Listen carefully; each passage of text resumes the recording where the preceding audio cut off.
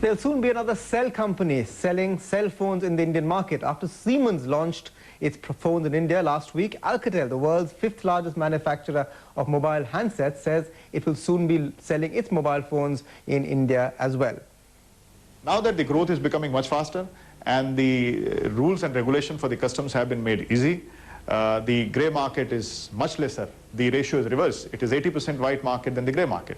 So we feel this is a time when we would like to give it a thrust. And in the next few months, you will see that we'll be taking many initiatives to make our brand far more visible in India than what it is today. Ravi Sharma, Alcatel India, he also says even Alcatel's basic phones will come with cameras. Well, from the confusion over banks to returning the capital to the chaos and cash, you can find some clarity by logging on to moneycontrol.com.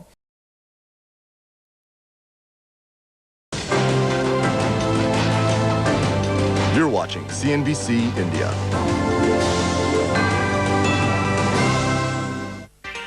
Managing India, brought to you by Sun Microsystems. We make the network. Wipro, applying thought, and NCR.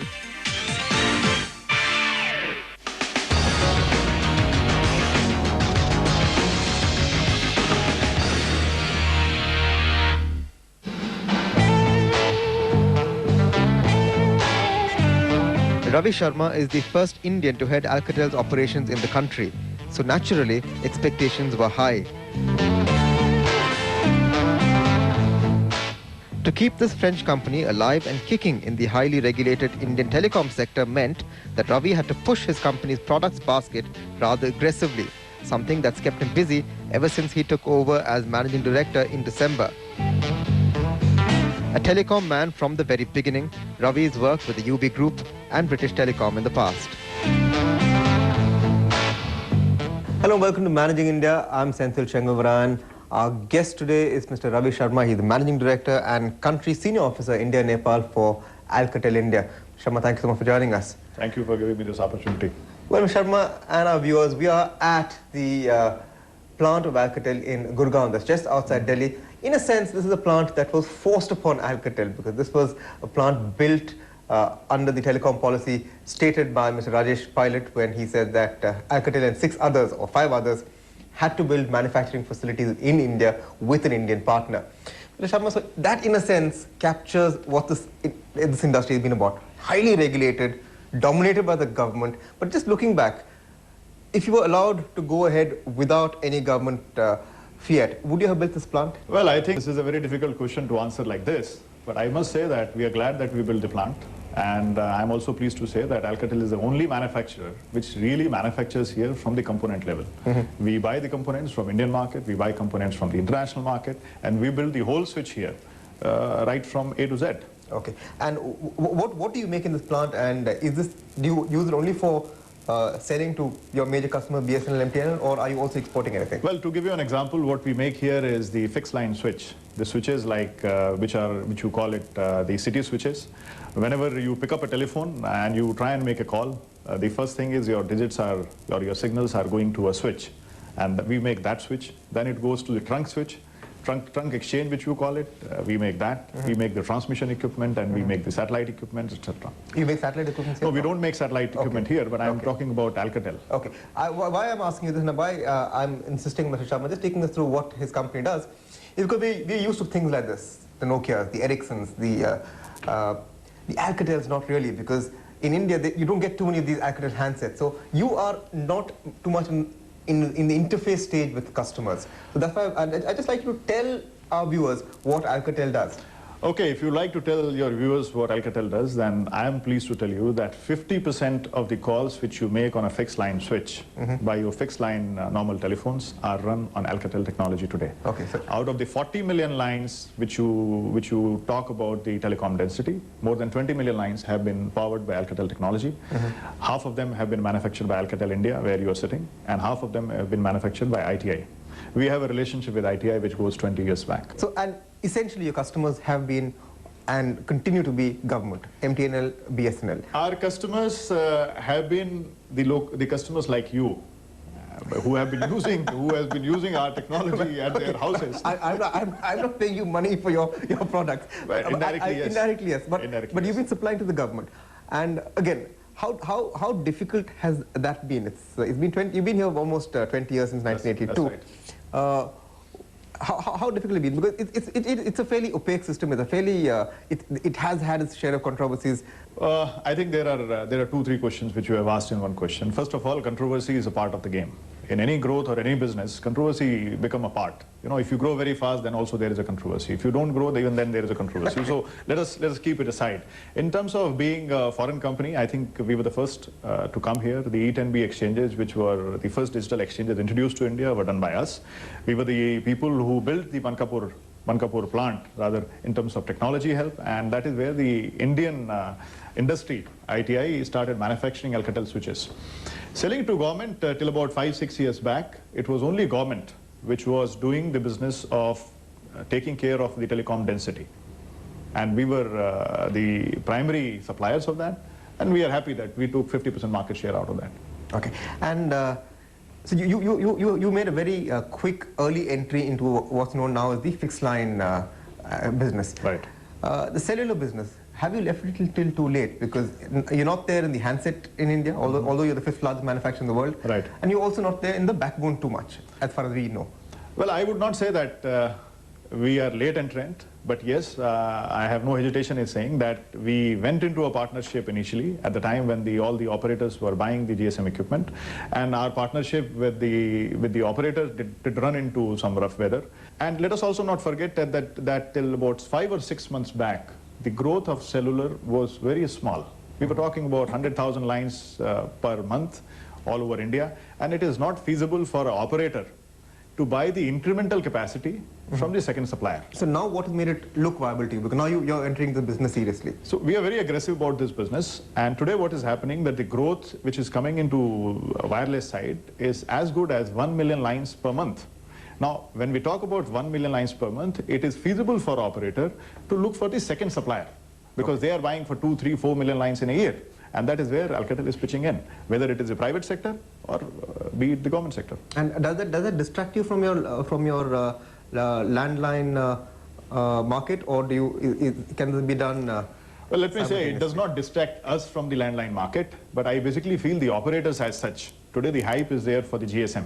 So most of the operators are fighting among themselves to fight a space. And to some extent, I must say, the focus on the fixed line is a little bit less today. Okay. So are you then saying that most of the growth is going to come in the GSM market, or will, after this hype dies down, will you see the landline picking up again? I basically feel that the growth of wireless and wireline, I am not saying GSM because it has CDMA and all that, so let me call it wireless. Okay. The growth of wireless and wireline will depend on application to application and region to region. When we talk about metros, I think the growth of GSM or wireless will be there for the voice traffic, whereas the data traffic, which is increasing very fast in the city scenario for various applications, be it internet or be it business applications, that is where the wireline will carry all this data. And let us not forget that the data traffic is for a longer duration. When we go to smaller cities and let us say less urban areas, I think the wireline will still hold the market.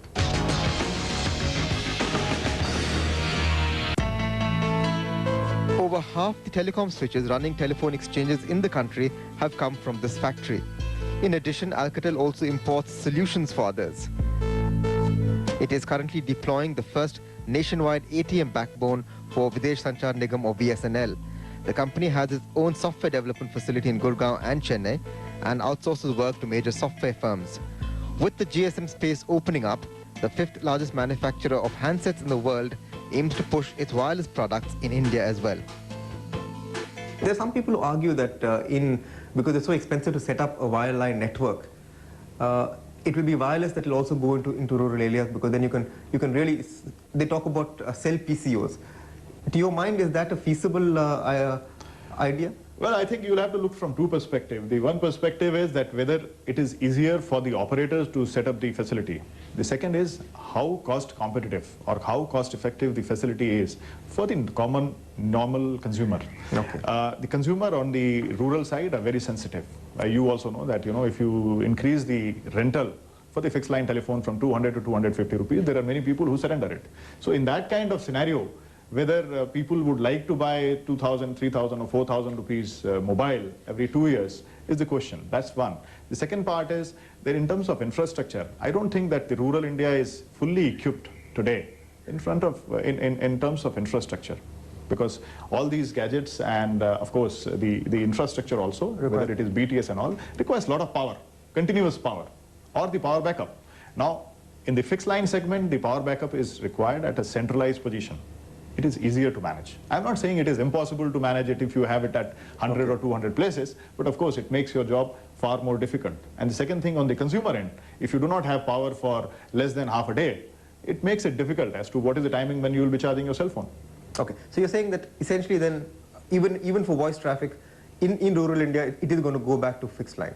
I think it is still there, okay. But the focus, because there is only one operator which is looking for that market, which is BSNL, the focus today is there to fight the competition for the GSM market and for the wireless market, wherever it is, because that market looks to be quicker. Is the rural market attractive at all, or will it have to be a subsidized market? Because there have been universal service obligations which most of the private players have not been able to meet. It's still up to BSNL to do it. Well, can it be an attractive market? See, in the rural market, you have to look a little differently. BSNL already has a market. Now, to penetrate for the second operator to go there, of course, initial stages, they will look for subsidies and all that. But it is far more easier for BSNL to expand that market, because that market has flexibility. Okay. I mean, if... is it worth BSNL's while? Because for 100 rupees invested there, or 100 rupees invested in... Let me tell you like this, that if for the company like Hindustan Levers, it's a good market. If for the tractor company it's a good market, if for the white good company it's a good market, I see no reason why it should not be a good market for a telephone company. But will BSNL first saturate the urban markets and then move there, or can No, they... I don't think BSNL wants to saturate the urban market. I think today the main focus suddenly has come in terms of fighting competition. Okay. And they feel that if they do not come into this business of wireless much faster than the private operators, they feel there is a tendency for them to lose out. So they have to first secure their market. They are defending their turf. And they find it, because they know that in the rural India, they are the only one. So they feel they can give a little bit time. Okay. You've been in this business for quite long. You've seen the boom, you've seen the busts, you've seen the, and of course, most recent boom, which have been ISPs, and then of course, the telecom also threatened to take off very strongly. The last 2 years it's been a bad year worldwide for telecom. ISPs have almost gone bust. How has that affected operations for Alcatel in India, or have been totally insulated? Well, let's say like this, that the life and business both are like AC current. Okay, at one time it goes up, another time it comes down, but that's part of the game. But we must appreciate, and I don't know whether you are aware of this, that Alcatel is the only company in the world which manufactures from undersea cable till satellite. And fortunately for us, we are in all businesses in India. So if one business goes down, another business takes over.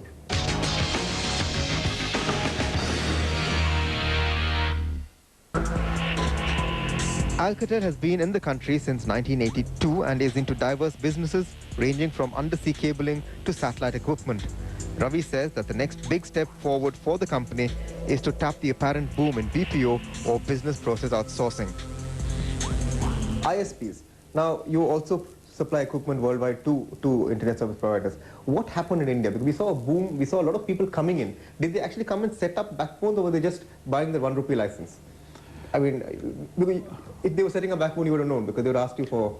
Well, I don't think for this phenomena it will be wise, or it is justified to only blame India. Because I guess at that point of time, the whole world was thinking that everything will be done by internet, and the human being will be controlled by internet.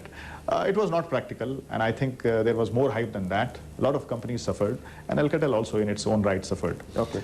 But now, whosoever is there, whether it is internet companies or one more business which is booming in India is the BPO business, they require a lot of support and the different kind of equipments. And since Alcatel manufactures all range of that equipment, we are capturing that market in India.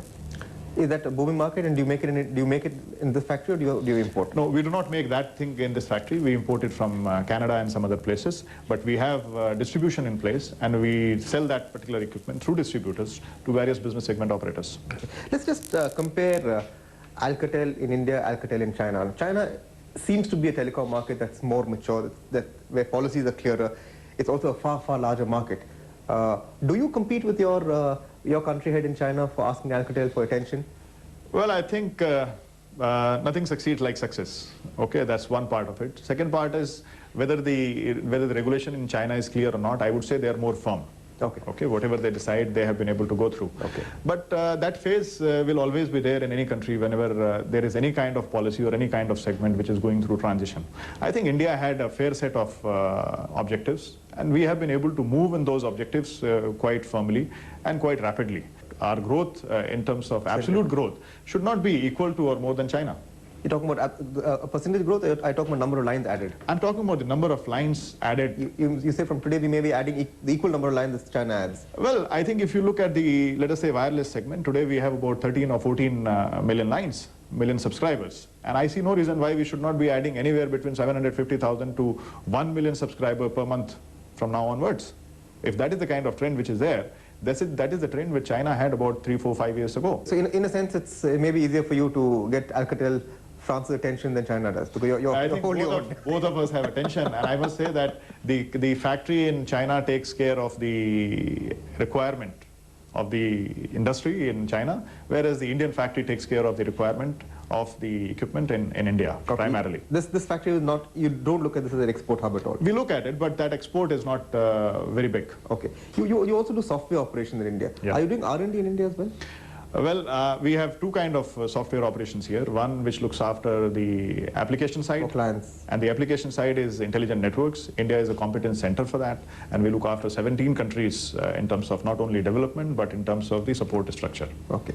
And we are the world leaders. Popularly been known as BPO? No, it is called intelligent networks. Okay. You know, your prepaid cards or your numbering scheme, your roaming, and your different kind of billing structure which takes place, all are controlled by intelligent networks. The second portion of software is the system software. And that is where we employ about 300 people directly here in India and about 2,000 people indirectly. And all these people develop the software for our switches and our different kind of equipments. We take it back and wherever the manufacturing facility is there, and they are embedded in the system. Okay. Why is, are you going to push the handset in India? We just had Siemens coming in. Because this seems to be a market that's extremely brand sensitive. Right. People don't want to switch. So now Nokia is there. At most you may look at a Samsung, and at most look at an Ericsson in India. Siemens, you may give it a thought. Do you plan to, you're the 5th largest manufacturer in the world. I think, you know, every consumer is not only sensitive to brand, but it is also sensitive to the cost effectiveness, the reliability, and the quality. These are the three parts which play an important part before a consumer makes a choice. We were the late entrant in the field of GSM handphones, but we are now number 5. We have not been here in India, primarily what I was speaking to you before, that the Indian market was not growing at a very fast rate, and unlike the infrastructure business, there was additional problem in the telephone business, because a lot of phones were being sold in the grey market. And if the grey market ratio was 80-20, so if there were only 20% phones which were being sold, it was not attractive enough for a company to push it. I am not questioning by that the strategy of our competitors, but every company has its own strategy. Okay. Now that the growth is becoming much faster and the rules and regulation for the customs have been made easy, the grey market is much lesser. The ratio is reverse. It is 80% white market than the grey market. So we feel this is the time when we would like to give it a thrust. And in the next few months, you will see that we'll be taking many initiatives to make our brand far more visible in India than what it is today. So you'll really become a consumer brand? I think so. With selling Alcatel handphones? I'm sure. Launching with models, walking on ramps? You will see our models of telephone, okay, better than the models. Okay. But how difficult is this market for you? Two reasons I'm asking you this. One, this requires a different kind of research, development. It also requires customer interface in millions. Not so much as at the moment you're in really talking to organizations, you're talking to institutions. Right. Is it worth your while at all to go into such a business?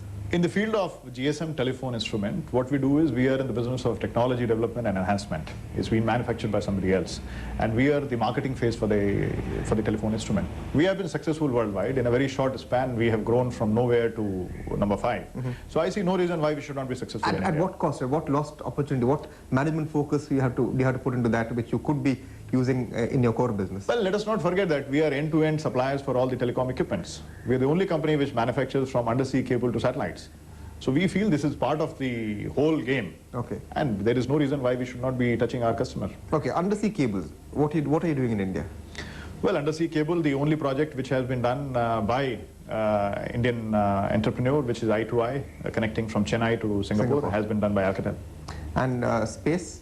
Well, You space run activity, satellites. we are one of the top 3 in the world, and we have been very fortunate to have been associated with ISRO for many, many years. We are one of their prime suppliers. We have also negotiated and closed a contract with Adani, where we are waiting for financial closure, and very soon I think we should be starting that project too. Isn't it difficult for one man to look after a manufacturing where we're sitting, Right. the shop floor, selling satellite space, selling turnkey projects, selling telephones? How do you do it? I think that is the inherent strength which comes from a company like Alcatel. If you look at the horizontal or vertical, I think we have a number of product set.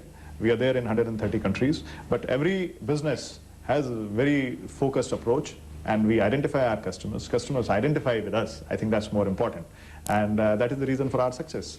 In fact, we launched a company called Europstar, which is a joint venture between Alcatel and L'Oreal.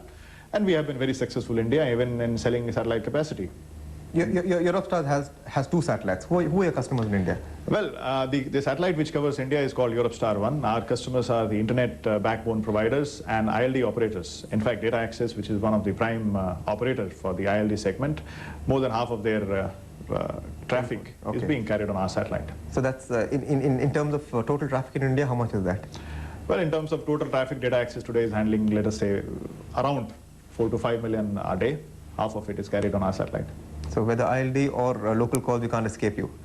I would like that whether ILD or local calls, and very soon GSM, you will be touching us. Okay. CDMA, why are you keeping off CDMA technology? Is it, do you think there's no scope there, or do you think it's a market too crowded? I think it is a question of the company's strategy and company's viewpoint. I think every company looks for a focus market. Similarly here, till now we have decided that we will be concentrating our energy in terms of fixed line, broadband, and on the wireless side, on the GSM side. Okay. We have some equipment which goes with the CDMA thing, which is our switch. And but apart from that, yes, on the CDMA side, we are not there fully. Sharma, thank you so much for joining us, and all the best. Thank you, Senthil.